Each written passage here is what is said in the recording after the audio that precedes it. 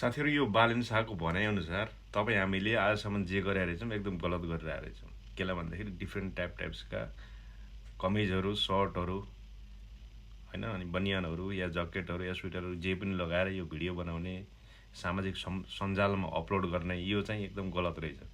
किन भन्दाखेरि यो फेसबुक या कुनै पनि सोसियल मिडियामा यो बट हुने रहेछ। त्यो बटले चाहिँ यो रेकगनाइज गर्नलाई धेरै असमर्थ हुने रहेछ। त्यही भएर तपाईँ हाम्रा जति पनि भिडियोहरू त्यो फर यु पेजमा जाँदो रहन्छन् है।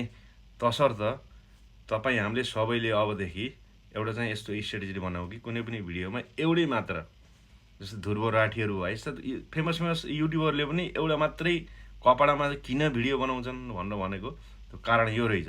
र बालनले आफै आफ्नो मुखबाट भनेका यही थिए कि अन्तर्वार्तामा मैले हेरेको, पहिला मेयर हुँदाखेरि पनि त्यो बेलामा पनि उनले एउटा चाहिँ भित्रबाट टी सर्ट अनि कोट लगाएर मात्र अन्तर्वार्ता दिएका थिए, जहाँ पनि त्यो क्याम्पिङ चलाएका थिए होइन, मेयर सम्मको लागि। ल अहिले पनि तपाईँले देख्न सक्नुहुन्छ म्याक्सिमम् यही ज्याकेट लगाएर अनि यही गेटअपमा उनले चाहिँ जताकतै राउन्डिङ गर्ने, भेटघाट गर्ने र भिडियो गर्ने गरेका छन्। तसर्थ सो फेसबुकको लागि या कुनै पनि सोसियल प्लेटफर्मको लागि आफ्नो यो एउटा थेगो जस्तो कि आफ्नो एउटा पहिचान जस्तो। So best of lock.